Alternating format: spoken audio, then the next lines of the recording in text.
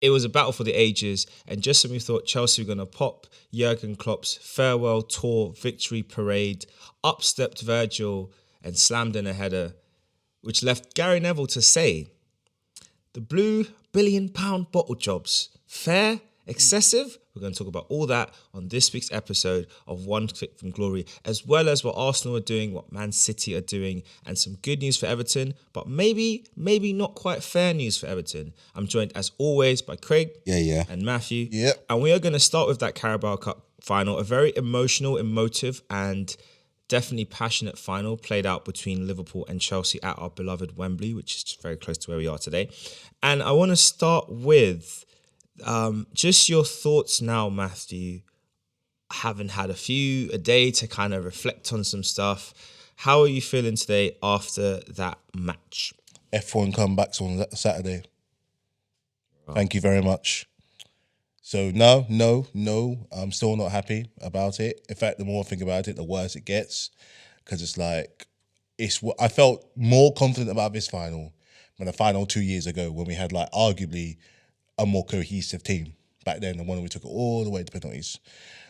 This game, I felt so much more confident with, I'm not going to lie, the injuries that they had and the kind of full strength team that we have pretty much going forward, not too dissimilar from the team that played against Man City last week. I mean, the lineup was questionable, but there was still enough there to kind of put them away.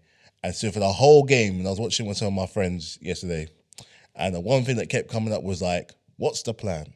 What's the shape? What's the formation? What's the idea? Because for every time we're trying to get a chance, every time we're trying to do anything with this ball, do anything, it just feels like they're running on the fly as the crow flies. Hence why we couldn't find the back of the net apart from when it was offside.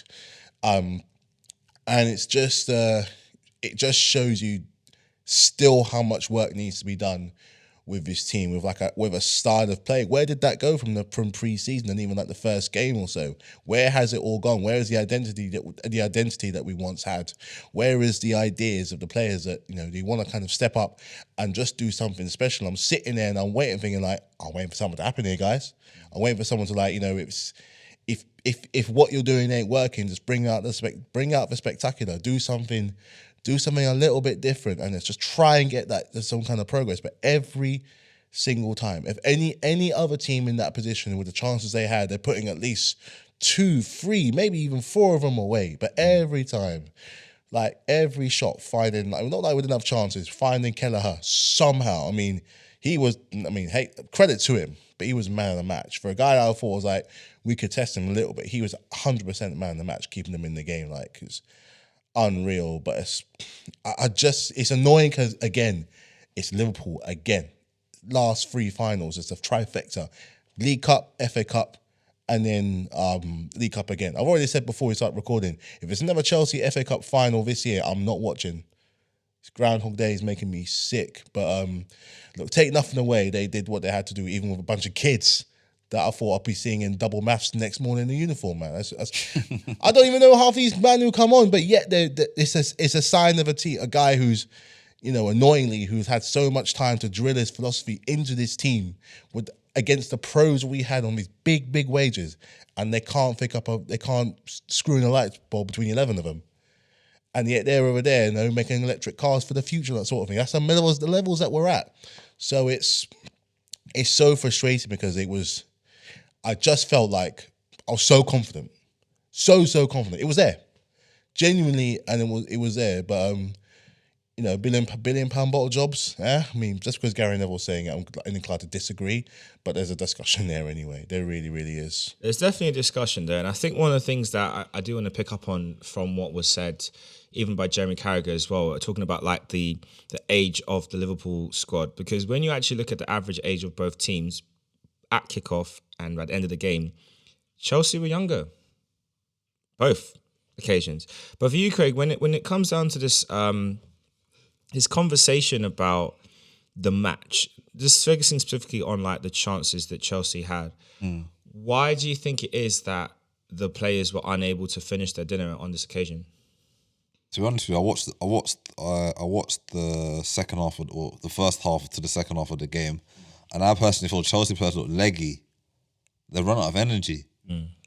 They really look leggy. I'm telling you, like, when my mum watched it yesterday, and the player looked tired.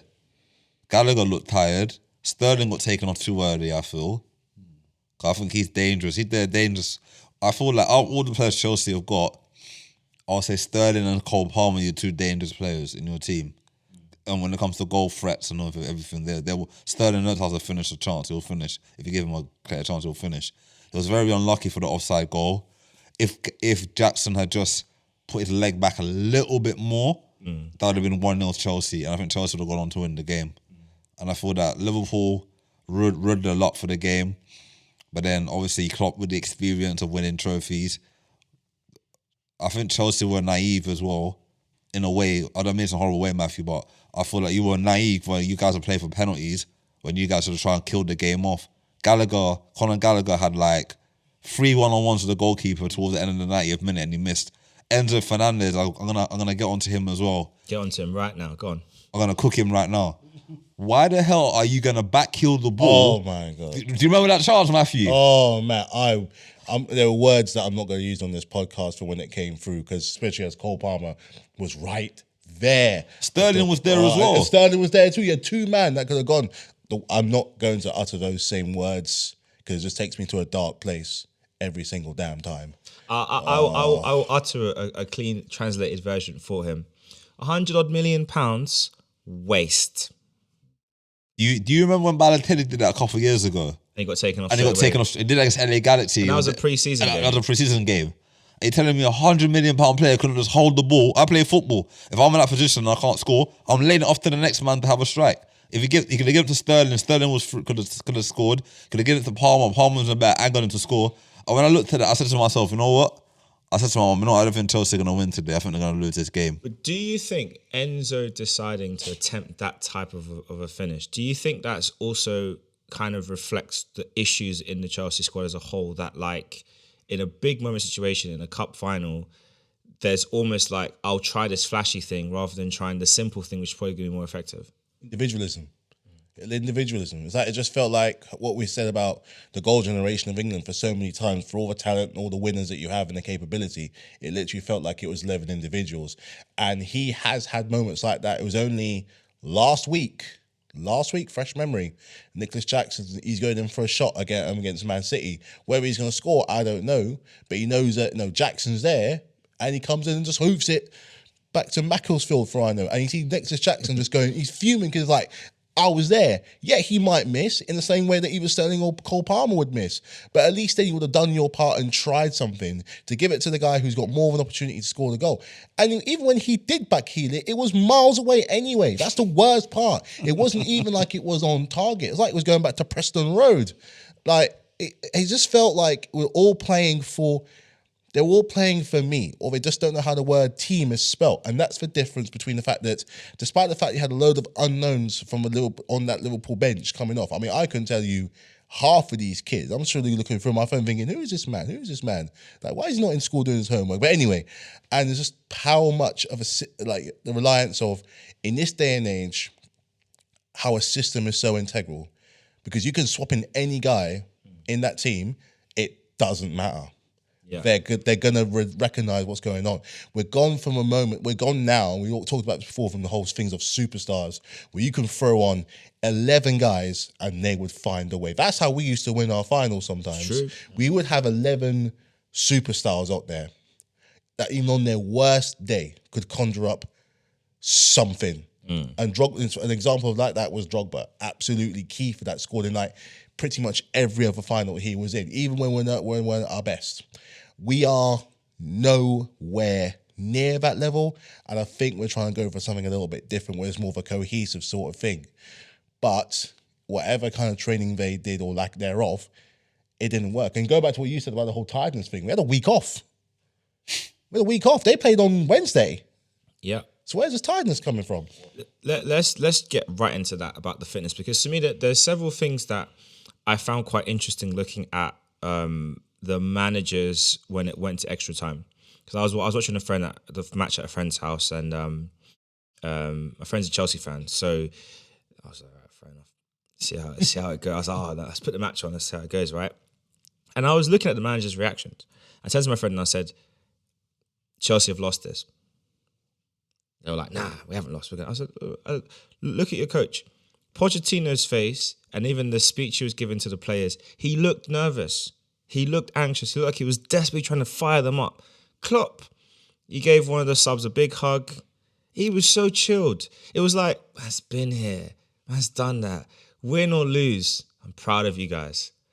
Poch was like, I need this.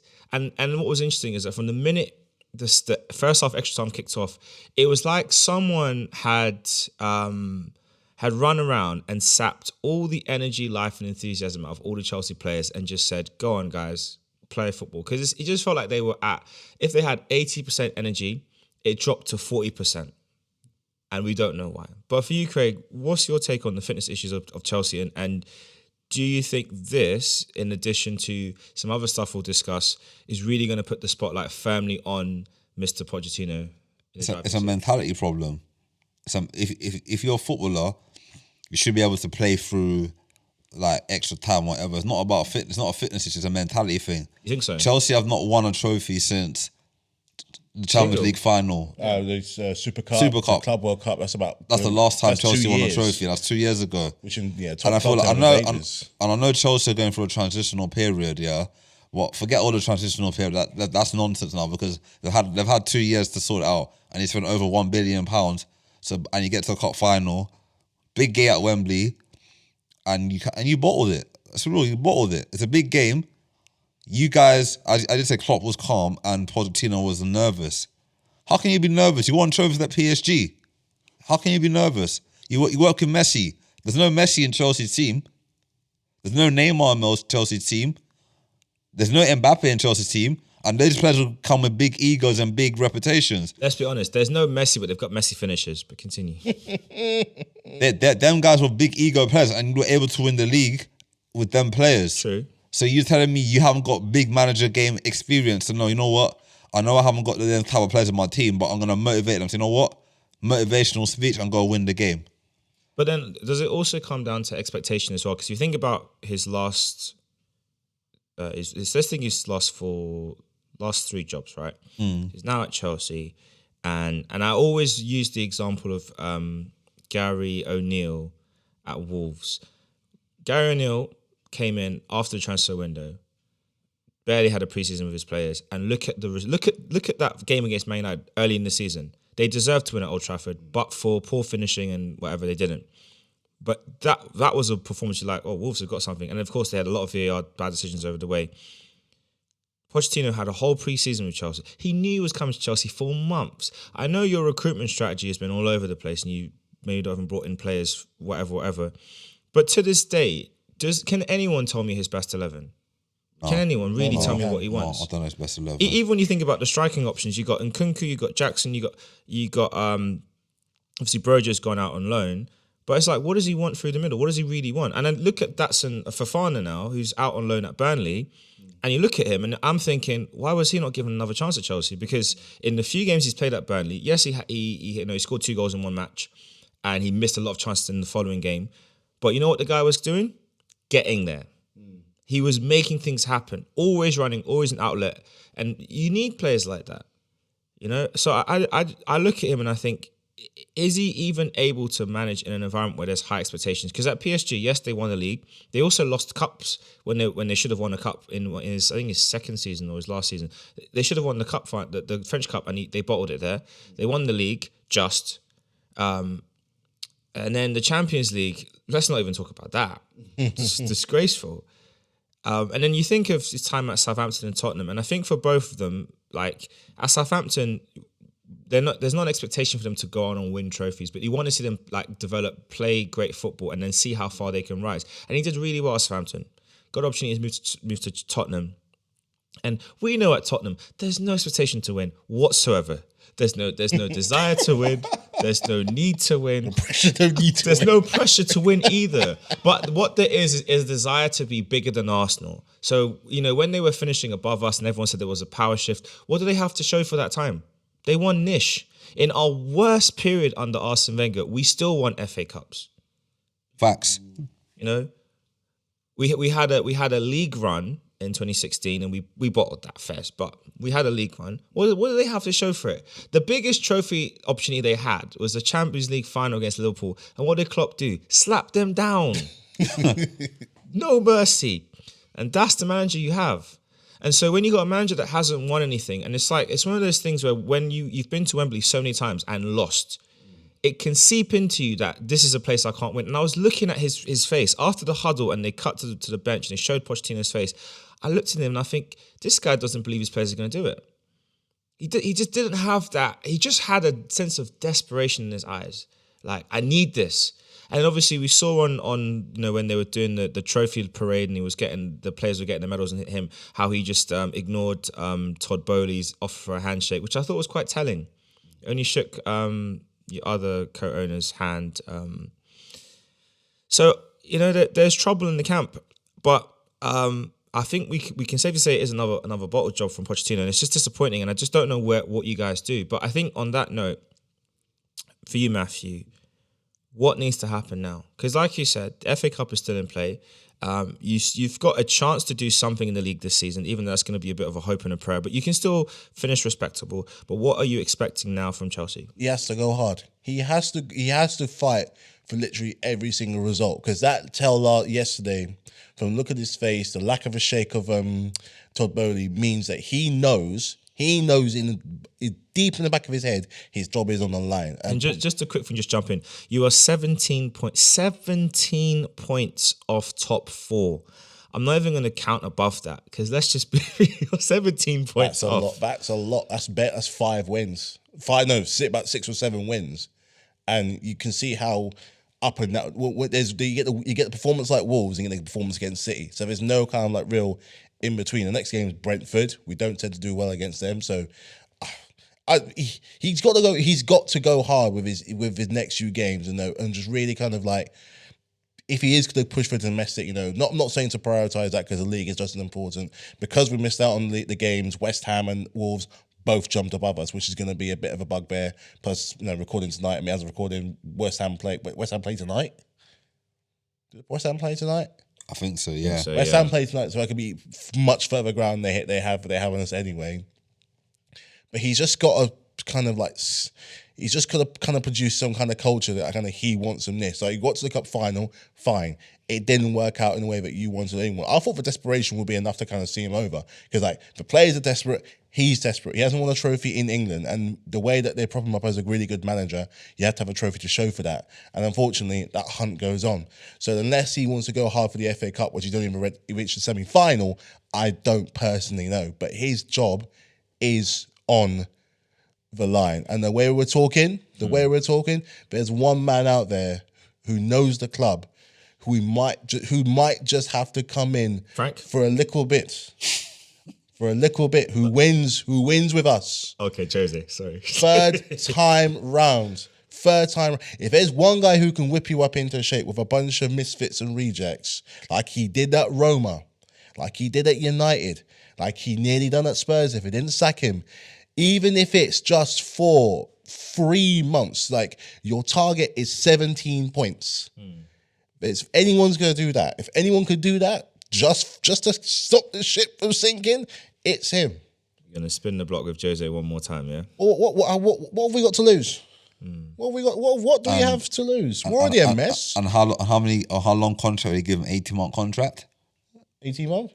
Contract. How long would it come on? How many year contract would he give him? It depends on how his vibe is, isn't it? He's vibesy right now. He's I don't know. Just how long? Just get us where we need to get to, man. Just get us where we need to get to, and just leave us in the mud. Well, I think the biggest problem you've got is your ownership and what they've done. But just a final thing on Pochettino before we start talk about Liverpool and a couple of their players and what this might mean for the season. One of the things that, from his time at Southampton and his time at Tottenham, was his ability to develop young players. And when you look at how things went with Graham Potter, you could just tell that he didn't have the command and respect of the dressing room. With Tuchel, it was ownership issue. Dressing room wasn't the problem, it was ownership, and they didn't agree with his decision when the Ronaldo deal, and I think that the transfer thought process and Ronaldo deal and Tuchel being resolute, they didn't like that. You moved him on. You got in Potter came on. Potter, and just didn't have the respect of the team. You know, he had good ideas, but he just didn't quite have the respect. And I almost wonder, would Potter be doing a better job with this current squad?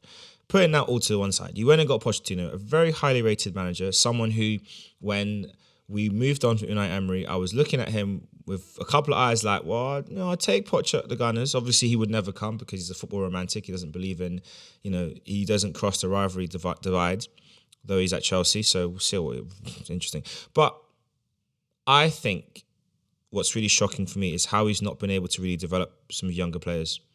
He's had all this time, and I can't think of one player that's excelling under him. Because you could argue Cole Palmer, but he was doing it at Man City in pre-season. Oster looks right under him. But he was doing that at Lyon before he got injured. I've not seen anyone that's really... Caicedo has regressed to the point where he's just a hatchet man. And that tackle that he did to injure Gravenberch, I'm sorry, that's just ridiculous. And the fact that VAR didn't even give it a second look. Like, for you, Craig, like, what's your take on Pochettino and his development of young players? And do you feel like... What do you think is some of the reasons why he's really struggling to trying to develop this team? You've got too many players. Basically too many men. Too many players, too many egos, too many big reputations that haven't done anything in the game yet. Like Mudryk. I thought someone like Pochettino would get the best out of Mudryk. Hasn't done anything. Cole Palmer's done well. That's a take. Well, he was doing well at City anyway. If you take that City, he'd done well. Sterling has regressed a little bit as well. He's regressed a lot. Yeah, from last season, he's from City days. It's last season. He didn't play well for Chelsea. He struggled last season at Chelsea. He wasn't good at his last year at City anyway. Yeah. Not really. Well, he still won the league. Still scored goals. Who else? Balotelli doesn't look the same player he was last season when he first came. When he first came to Chelsea, he looked solid. I thought Pochettino would make him even a better player. Thiago Silva's dropped off a lot. But he was always a good defender, but he's not the same player. Doesn't look comfortable playing with the defense he's got. The goalkeeper looks all right. Petrovic. He looks better than Sanchez. I like Petrovic. Petrovic's been solid for you to play the games he's played. Chilwell. When he came to Chelsea, I thought he'll be the next. He'll be definitely taken over from Luke Shaw at left back. I don't think so now. Reece James, captain, can hardly stay fit. Good player, can hardly stay fit. So someone posted an interesting video of Reece James from an England training camp where they were doing some flexibility work and he was really struggling. And this person was saying that the issue that Reece James has is that because he's become so muscle heavy and top heavy, it's taken away his flexibility, and that's what's made him more susceptible to injuries. Now, I don't know how accurate that information is, but I do think it's interesting that when you look at, it's not just the only player. When you think of other players that have bulked up and how that kind of affects their fitness, like I think of Jack Wilshere back in the day at Arsenal, he started to bulk up a bit and he just seemed to just get niggles all the time. Yeah. So maybe Reece needs to kind of cut back on that, on his muscle. But yeah. Reece James. Sorry. Jackson. He has his moments. He started off well. He has his moments. Start off really well. Like the assist he did against City the other day. That was a good the way how he left two defenders going send to the shop and go the other way. He's got like moments in him, but Chelsea need a killer striker. Someone who's good. I thought Nkunku would be that killer striker, but he's been injured again. Injury, yeah, and Poch, like in the big game yesterday. You start your best player. He's fit.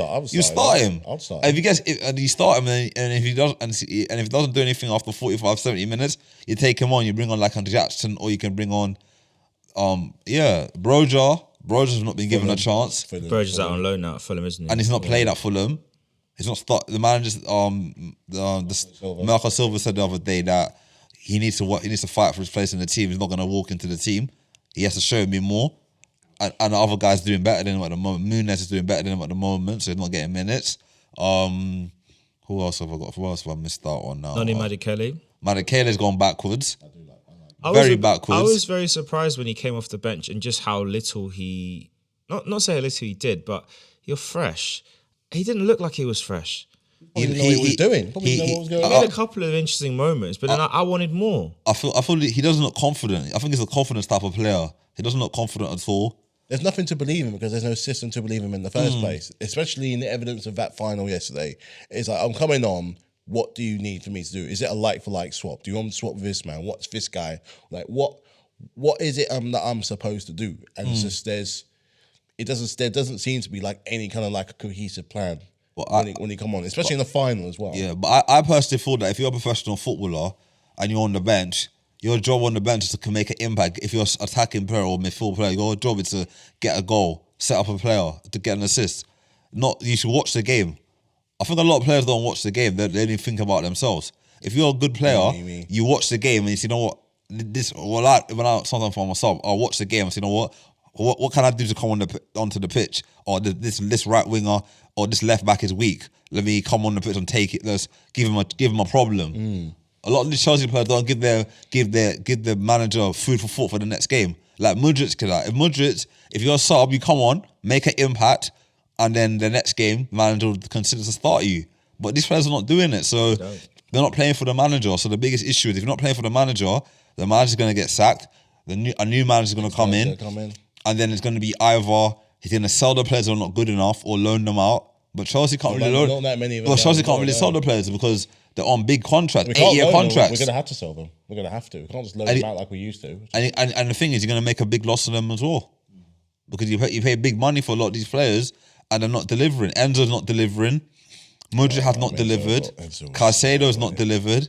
I could go on all night if I want to, but let's leave it for there. Yeah, let's leave it there. Let's talk about the winners, Liverpool, because this is not a Chelsea moaning podcast. But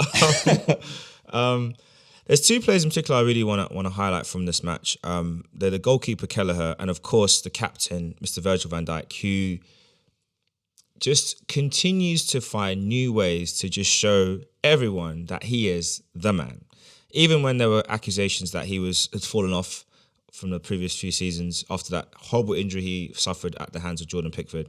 He's come back, had a shaky first season back from his injury, and now he looks like he's getting back to, or playing at the level that we knew and respect him for.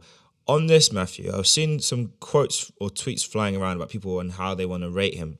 So, how do you rank Virgil van Dijk amongst Ramos, PK, Varane, Thiago Silva, and others? So we were talking about this yesterday, but we were doing it against Premier League defenders, against world defenders. That's we'll come to the Premier League ones after, but let's do the world. Who else? Him, Sergio Ramos, PK, Thiago Silva, Rafael Varane.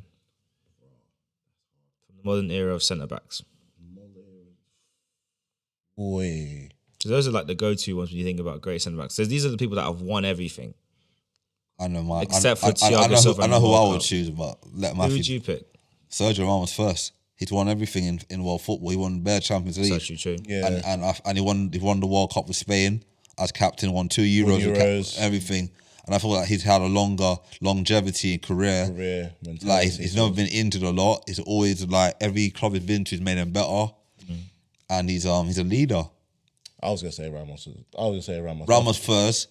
Then I would say Van Dijk second, Thiago Silva third. No, PK third, Thiago Silva fourth. And who's the last one? Varane. Oh man. Yeah, because Varane. I'll say Varane fifth. You know why? Because Varane kind of fallen off a lot.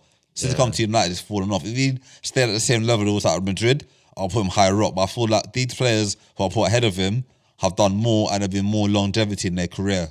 Come with success trophy, age, injuries. I'll put them. That's the ranking I'll go for. Matthew, how mine's a little bit different. So mine's Ramos, PK, then Van Dijk, then Thiago, then Varane. All right. Still a bit of a switch up. And then let's switch over to the Premier League now. Is Virgil van Dijk the best centre-back in Premier League history? Who the players? Just in history. So I'm not even going to name them. But just think of all I saw this today. They said they were comparing him with Rio Ferdinand, Vidic, John Terry, I think Tony Adams. I'm talking everybody. All the Vincent Kompany was in there as well. I'm talking everybody. Yap Stam, Keown, Adams, Terry, like Ferdinand. Think of all of the baller centre backs you can think about. Is Virgil the best of the lot? He's in the top 10. He's in the top. It's in the top 5, but it's not better than he. It's about, but I mean, let me be real with you, yeah. I judge it on trophies, and I feel like the other players who who I'll rank ahead of him have won more trophies than him, and I've done it for longer as well. So you're putting Terry and Rio ahead of him. You're putting Terry and Rio ahead of him. I put Rio ahead of him. Yeah. I think Van Dijk is better than Terry. Okay. The trophies though. Trophy. Then Then trophies. Okay, let's make it a bit easier. So in their prime, who's the best? Is Van Dijk, if put everyone in their prime, is Van Dijk better than them? Or is he still top 3, top 3. but not number 1? No. He's top 3. But not number 1. It's a tough one because he has everything.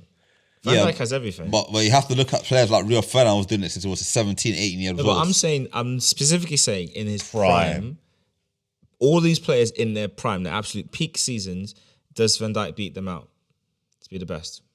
Oh man, that's hard. He's in the top 3. He's in the top 3. He's in the top 3. I said top 3, yeah. Because then what's going to happen now is we're going to have to watch all of these men in their prime and just see just how much they compare differently. Because if you take trophies out of it, because if you go with trophies, it's nice and easy. But you have to watch the impact that these guys had in the team, and particularly in the back line. Because if that conversation has to be had, you can't not look at someone like Vincent Kompany, not just for what he won, but the impact that he had on that team and and he was part of the expectation rising in the team for the best part of 10 years. I agree, but also with Virgil, Liverpool signed him, they win the league. That's true. That's true. They signed him and immediately they're challenging. But then when Virgil van Dijk got injured, you can see Liverpool struggle for a while, for a whole season. So that shows you the level he But is then, at. then you have Rio Ferdinand, for example. Rio Ferdinand won multiple titles on Sir Alex Ferguson, different defenders. He did it with he did it with Vidic. No, he did it with that other guy, the defender, Laurent Blanc, first season. Yeah. Then he went to after Laurent Blanc, he did it. He had the partnership with West Brown for a little bit. Sure, Then he brought John O'Shea. Then he had Vidic. Then after Vidic, he had Smalling. All right. See? That's why people don't understand how many different defenders he's done it with. Van Dijk's only done it with like Konate, and he's done it with Matip. That's it. Lovren. So he's done it with like 4 defenders. Ferdinand done it with more. So you have to give credit where credit's due. That's a good way of putting it. It's a good way. But how impressed were you with his performance in the final? For me. After saying all of that. For me. Both of you, but I'll start with you, Matthew. How impressed are you with his performance in the final?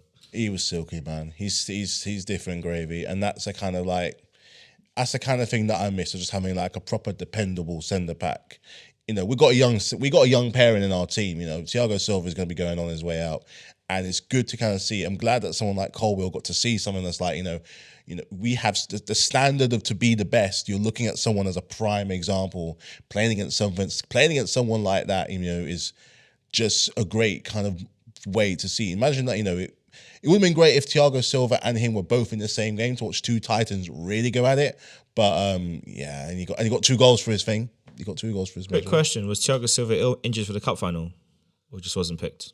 He was injured. Just wanted to make sure. He was injured. Because if he wasn't, I know. I know. There'd be a riot if he was fit and he didn't see thing. There would have been an actual riot. Bella would be on Poch. Shout out to Bella Silva. She's a real one.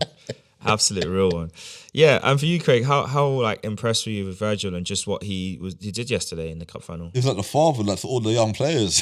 Big daddy, looking after all the players. That's what you need. All the young players. That's what you need. Pulling that one when a player made a good tackle, high-fiving them, leading by example. Look at the header he scored. One was offside for VAR. Didn't phase him. Went up the other end again, did it again. Do it again. I telegraphed that winner, you know. When I saw the cross gun, I was like, oh, this is bad. My friend was like, no. Boom. So much. I feel like with Van Dijk, like you know, I think he's aging like fine wine. He's just keep on going. He can stay at Liverpool for another 5-6 more years if he want to. Could, but then is he gonna have that same hunger and desire to want to do it again and again and again? After Klopp goes in the summer, it depends what kind of manager Liverpool attract and bring in. He might want to say, no, Van Dijk, I might want to move him to one side or go with maybe Virgil might feel like, let me try myself at one of the European giants. Maybe like a Milan. Well, another European giant, I guess. Maybe a Milan, Inter Milan or AC Milan, or maybe you never know. Maybe Spain. Real Madrid. Maybe a Barcelona. Barcelona need defenders. They ain't got no money though. They can't afford him.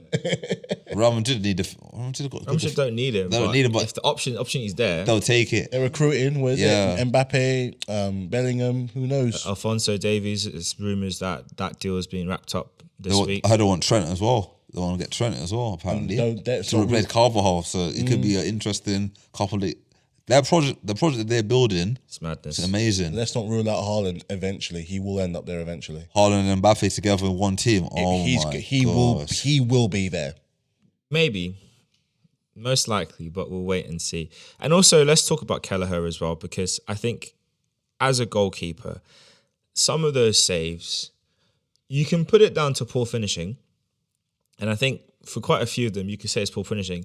But what made it a poor finish was his positioning and the way he spread himself. It was like a lot of the saves are very Schmeichel-esque, that whole starfish save where you kind of spread yourself, twist your body, and you have your leg low, and then you have your hand down. So if the player tries to go in the gap, you can just drop your hand up. If they go high, you can just bring it up. Very, very good. And he was very brave, coming off his line quick, shutting the angles down. I mean, for you, Matthew, because you play as a goalkeeper as well, how impressed were you with that performance? For me, he was man of the match because he kept them, like, the chances that we had, at least 2 or 3, you argue, maybe even 4, we should be having better. The finishing has got to be so much better, but you still got to go ahead and try and save it, And one day it might just go under the arm, under the leg. The one with Gallagher is probably the save of the match because he's not even like his body; it's his hand. His hand is actually in the perfect place for it to come by. He makes himself nice and wide, nice and imposing, and he comes out with the best goalkeepers. They time it perfectly to come it out and just have hit that key body part, whether it's like the switch here or something like on the tips right here. It makes all the difference. And because he could smell the fact that our finishing just wasn't on point, and the fact that everything he just seemed to he's like he put Juju on the goal. He knew exactly where everything was going to go, and that's such a big difference. Keeping them competitive. This is their second string keeper after Alisson, and he put in an absolute shift yesterday. So credit where credit is due. He was excellent, really, really good. Definitely made all the difference. But I guess the final thing on Liverpool before we move on to some other matches and teams, of course, they had a lot of injuries going into this match and they picked up some more injuries as well. Gravenberch came off injured. Do you think, Craig, that might affect their chances to win the league? I think this one's going to motivate them to win the league. They want to do it for Klopp. And the young players that he brought into the team, they don't look bad. A Bradley guy, replacement for Trent at right back, solid. Yep. The one, Lee Clark's son looks good. He looked alright when he came on yesterday. So Liverpool can keep on finding these young players out of nowhere. They must have a great academy to get all these young players come out of nowhere and doing well. The guy who came on yesterday, Dan's, he looked alright. He looked lively when he came on. They got a header, but not for a save from Petrovic. Yeah. So I thought Liverpool got a great future. So if they were to recruit some of their money for some of their big name players who are not doing their job anymore, they could sell players and just promote some of the youth team players. I guess as a final thing on Liverpool, they've got Nottingham Forest coming up in the league on Saturday. I know they've got an FA Cup game against Southampton, but we'll skip past that for now. Do you rate their chances? It's away at Nottingham Forest City Ground. So do you think Nottingham Forest... They're a bit poor at the moment, man. They're a bit poor. And I just think it's kind of like the do it for Klopp mentality is so strong. Hence why those young players are buying in so bad. Doing it for him. So I can't really see anything other than a win. I really can't. Craig, what do you think? Nottingham Forest are a heck of an agile team, man. They've got good players in their team, but they just don't play. I don't know what it is with them. They've got some great players. They've got Origi, Champions League winner. They've got Gibbs White, good player. They've got Hudson-Odoi, Champions League winner. They've got a lot of Champions League winners in their team, but they're not gelling properly. I don't know what it is. They've changed the goalkeeper so many times this season. They've got another one called Sells in goal now. Still conceding goals. So I feel like if they can hold them down in the first half, they could all they could hope for best is a draw. I don't think they'll beat Liverpool because Liverpool on the up for winning the cup. So if they can get a draw, that will help them off the table because Everton have won their point deduction, so they only got reduced to 6, so they're like 15th in the table now. So now Nottingham Forest are going to be near the bottom now, so they really need to start picking up some wins, or else they'll get relegated. That they definitely need to do, and we'll see how they do with that. let's move on to Arsenal. As they say, revenge sometimes is sweet when it's served nice and hot on an evening at the Emirates. Definitely got them back for that Judge Budge fake goal that we lost back against them at St. James's Park. One thing I want to say before we even get into the meat of this, like Newcastle didn't have a shot. Forget about shots on target, because everyone talks about that. They did not even have a single shot in the first half for the first time in 10 years. Talk about domination. Like, Craig, how impressed are you with how we went about our business against Newcastle? Amazing. Great football. Meanwhile, watched it together. Great game. One thing Arsenal reminds me of now is when City played without a striker before they bought Haaland and they won the league without a striker, a recognised striker. I feel, honestly, if we continue playing like this, it's going to be very close to us winning our first title in 20 years. It would be great if we could win it this season. Even if we get Champions League and the Premier League, it would be nice. Or even one or the other, it would be good. I thought the team played better without a striker. We're more fluid. Havertz was on good form. Got an assist and got a goal. Could have got 2. It was through and goal in the second half. We could have got 3. I think that if I'm going to update your statement and say, if Jesus is not available, the team plays better without a striker. Because if Jesus is on it and he's got the mobility that he has when he's fully fit, then we're different gravy. When he's not there and we play number 14 up front, it's awkward. So yeah. So I feel that like we're doing well. We're doing very well at the moment. I think this year we scored over 20 goals in 5 games, and that's title form. That's title winning form. Team, if you go to West Ham, your London rivals, European champions last season, and beat them. You go to Burnley, I know they're struggling. We beat Nottingham Forest away. We lost against them a couple of times at their ground. We've beaten who else did we beat? Liverpool. We beat Crystal Palace at home, and then we've had some hard run into them over the years. We've beaten Liverpool, who every season on the clock has beaten us home and away. Yep. And we've got 4 points off them last season. We've got 4 points off them again this season. So it goes to show that Arsenal are on the up. All we need to do now is be consistent. Every game between now and end of the season is a cup final for us. Every game we have to win. I think when the title is going to be, I think when we play City, we've got Chelsea, and we've got to play Man United, and we've got to play Tottenham, City. we've got to play Wolves as well. I think those 5 games are going to, and Aston Villa, I think those 6 games are going to determine where the title goes. If we win all 6 of them, or avoid defeating all 6 of them, I personally feel we're going to win the title. Honestly, I really do.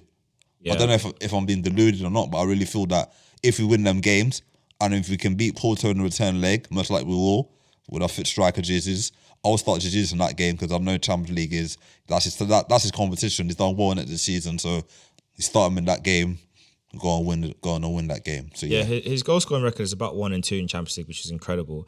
One player I want to highlight is Mr. Bukayo Saka, and he is the first English player to score for Arsenal to score in 5 consecutive Premier League games since Sir Ian Wright. Ian in Wright, 1994.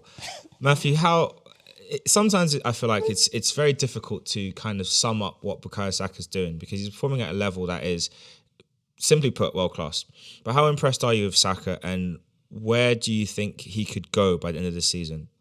That he's improving every single season that you're going along, which is important for when you're not just challenging for a title, but as a player for yourself, you want to add to your stock because now you got other young men around him that have something to show for their success, and he's hungry for that, and he wants to. I said before, he wants to do it with Arsenal. He's eventually going to be doing it with Arsenal. He's had cups in the past, like the FA Cups. He's going to go on for bigger things right now, and just keeps on adding to his value, and just has that kind of dependability. And the one thing I think is important for a young player is maturity. There's a maturity about him right now where he's not getting carried ahead. He's saying and doing the right things. He's keeping himself fit. He's never looked better really. Considering got the international break coming up in about 3 weeks' time, so you know that his name's going to be first on that kind of thing on the list for Gareth. At the end of the season, it kind of depends on what trophy you're going to lift. It really does depend on what trophy you're going to lift because he's not one of the ones that's going to be in danger to be going anywhere anytime soon anyway. He wants to win with Arsenal. But it really depends on what trophy you lift. Or if it's even with Arsenal, maybe it could be with England. It could be with England going to the Euros. You never know. In the form that he's in, he's England. I said before, he's England's best player right now, and he's a driving force. You look to someone like him, thinking like that's the kind of guy that I want to aspire to. When you think England, you genuinely do think of Saka right now. I mean, aside from Bellingham and him, they're the two most exciting players going into this team. Even Harry Kane seems to have fallen off a cliff at Bayern right now. Training against Bayern Leverkusen as well. But no, he's. Again, I think of the young guys we have right now where time, patience, commitment, efficiency, and just having a stiff upper lip, even after what happened after Euro 2021, doesn't seem to have phased him too much. And it wasn't that long ago. And he's only gone from strength to strength, and that in the sense of like mentality. So that's such a good thing to have. And the numbers back it up. He's at world class level.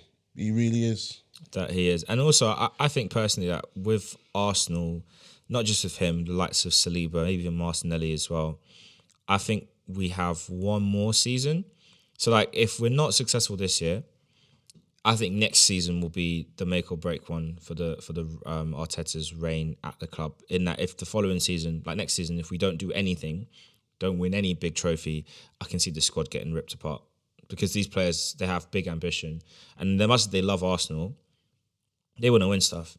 And Madrid will come knocking. These other clubs will come knocking. So I love the direction we're traveling in. I love the mentality. I love the mindset. I love how we're doing stuff. But the reality is we need to keep moving forward. Otherwise, we might run into problems. So we'll see how it pulls it off. I guess there's like a couple of final things to talk about to wrap up this week's podcast. It's been very nice talking about Chelsea and Liverpool. Been interesting to see how things are going for both teams. And obviously Chelsea, it's been a rough time, but we move, we move. The other club that's having a really rough time is Manchester United. And, Sir Jim Ratcliffe has got his 25% stake in the club. So he doesn't own it outright, but he's a major investor and he's in charge of all the footballing operations. They've tried to get Dan Ashworth from Newcastle, and he's been put on gardening leave. So basically, interpreting that for the normal lay people, he'll be at Man United next season. He's basically been fired, but, told to stay away from the office. And so that's interesting. Obviously, they're looking at some other people. They're getting a guy from Man City as well as the CEO. So they're looking at making some good moves to help with their recruitment. But as it currently stands, they are failing. They are failing. Eric Ten Hag, you are a failure. But Craig,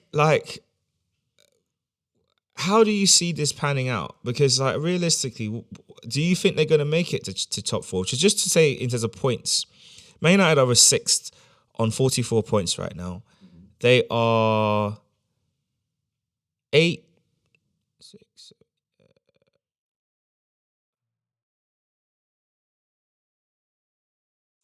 points. I was making sure my math was correct. They are 8 points behind Aston Villa in 4th. Do you think they will do it? You can never write off Man United. Over the years, they're a team that they're like their annoying little brother or annoying little sister that just come up, just always know to just come and annoy you when you're just busy doing something. They're basically jammy beeps. Yes. Yeah, big time. You would think they're having a bad season and out of the blue they go win. They can go consistent and they can win 10, 11 games and they climb up the table. And another thing as well, Man United had the team that can determine when the Premier League goes this season. Either it goes to the Etihad, it goes to Liverpool, Anfield, or it goes to the Emirates. Because United have to play all three of them teams towards now and the end of the season. So if United take points of any of them three teams, it will determine when the table goes. And for their own pride and for their own top four hopes, because I'm guessing if United don't get top four this season and they get Europa League, the budget is going to go down for spending money on players. They're going to have to get rid of a lot of players as well. Like Anthony will definitely be gone in the summer. I can't see him staying at United. You'd hope. Yeah. Martial's definitely gone. You'd hope. Varane definitely won't sign another contract. Such a shame. Johnny Evans will be gone. Only got a 1 year contract. Eriksen's gone. Shame. Who else? Casemiro's definitely gonna go. Casemiro's definitely gonna go in the summer.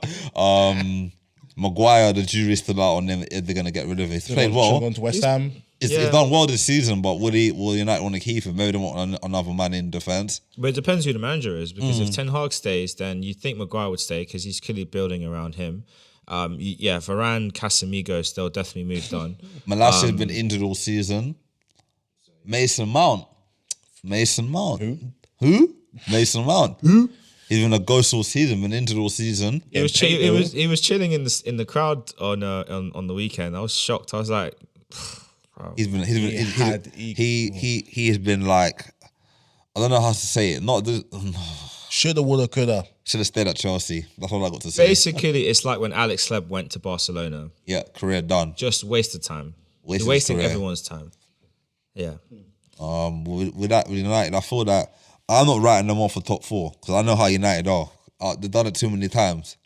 I give them like last season. I gave Liverpool a dark horse to get Champions League, and they just missed out by a couple of points. I'm gonna do the same for mine now. I think I'm gonna give them.